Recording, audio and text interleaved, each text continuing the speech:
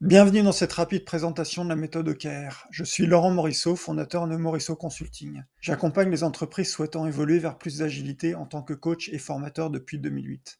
Après avoir popularisé la méthode Kanban pour l'IT en France, je me consacre aujourd'hui aux OKR, un cadre de pilotage stratégique qui aide les organisations à progresser vers leur vision.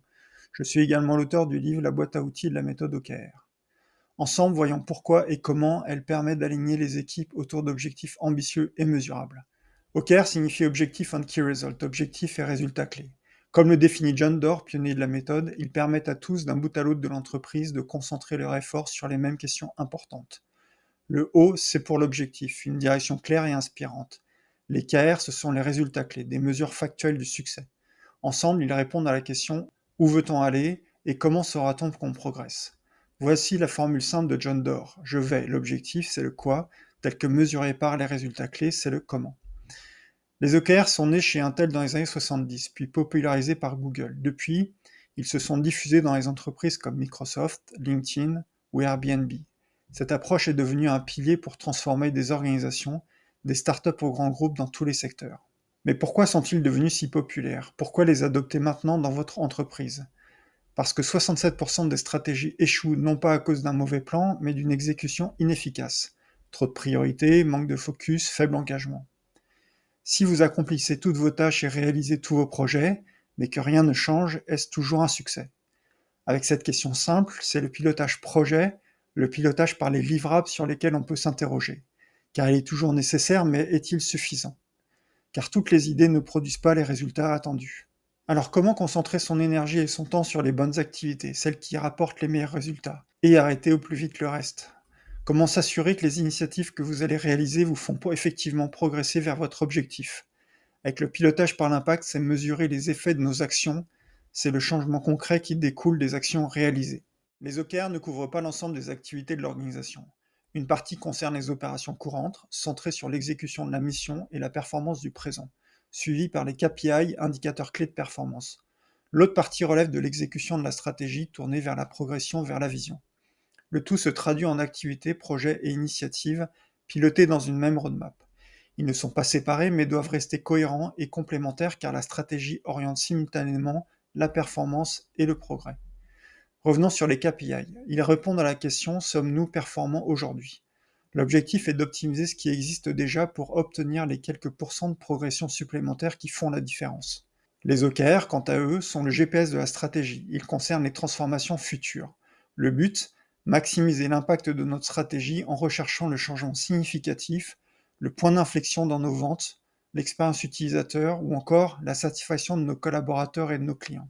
Cependant, exécuter la stratégie n'est pas suffisant. Entre l'intention et celle effectivement réalisée, il y a souvent un écart significatif. Cette différence, soit on la subit en se concentrant sur le pilotage du plan lui-même, soit on en tire parti en pilotant avec les objectifs et les résultats clés que l'on souhaite obtenir. C'est exactement là qu'entrent en jeu les OKR. La stratégie est une hypothèse formulée en une série de choix que l'on teste, affine et fait évoluer. Les OKR deviennent un outil de développement stratégique, l'exécution plus l'adaptation. On pilote par l'impact et le résultat plutôt que par les livrables et par le plan. Nous devons gérer à la fois l'ambition de la stratégie, l'émergence de la stratégie effectivement réalisée et l'incertitude de la transformation dans un état que nous ne maîtrisons pas encore. Cela change forcément la gouvernance et le pilotage d'ensemble, ce qui va également impacter la culture de l'organisation, plus agile, à base d'expérimentation et d'apprentissage. Les OKR deviennent un rouage indispensable entre une stratégie qui s'adapte et une agilité déjà opérationnelle entre les ambitions qui évoluent et les initiatives concrètes. Mais pour gérer une approche adaptative, il faut un modèle plus complet. Commençons par le cycle. À quel horizon de temps nous voulons nous projeter? Par exemple, un trimestre, viennent ensuite les objectifs. Que voulons-nous accomplir le prochain cycle? Par exemple, transformer notre stratégie SEA pour accroître la visibilité du site web. Résultat clé, comment allons-nous mesurer notre progression et notre succès? Par exemple, doubler le nombre de visiteurs sur le site web. Et enfin, les initiatives, quels sont nos meilleurs paris pour y arriver? C'est une activité là où le résultat clé est une valeur. Par exemple, lancer une campagne Google Ads sur 3 nouveaux mots-clés. La méthode OKR est plus qu'un modèle, c'est également un processus. Elle repose sur 3 temps. D'abord, la phase de préparation. L'équipe définit ses OKR lors des ateliers de conception. s'alignent avec les autres équipes, puis planifient les initiatives à mener. C'est leur feuille de route, leur plan de bataille. Il est alors temps de démarrer le nouveau cycle. C'est l'heure de la phase de pilotage, l'heure de l'action. L'équipe exécute les initiatives et suit leurs effets sur les résultats clés grâce à des revues régulières. Ces rituels permettent d'ajuster le plan d'action si nécessaire pour garder le cap sur des objectifs. Enfin, la phase de clôture, l'heure est au bilan. L'équipe évalue les résultats, réfléchit sur ce qui a marché, ce qui doit être amélioré lors de la rétrospective. Elle ajuste le système et se prépare pour le prochain cycle qui s'enchaîne. Tous ces rituels, planification, revue, bilan, rétrospective, transforment les OKR en actions concrètes, ancrées dans le quotidien des équipes. Ils permettent de répondre à la question: qu'est-ce que je peux faire aujourd'hui pour faire avancer nos priorités stratégiques? Pour établir un lien efficace entre la stratégie et le terrain, il existe plusieurs niveaux de cycle OKR imbriqués. Typiquement le cycle stratégique annuel pour l'entreprise et le cycle tactique trimestriel pour les équipes. Cela permet un effet domino. Prenons une initiative par exemple, telle que développer une fonctionnalité de chat que l'on pilote par les livrables.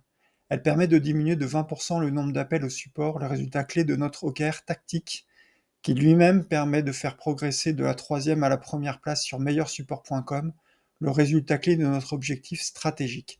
Et tout cela est au service d'une stratégie orientée service client. C'est cet effet domino qui relie le quotidien à la vision. Les OKR ne remplacent pas la stratégie, ils la traduisent en action et sont un outil de communication et d'alignement.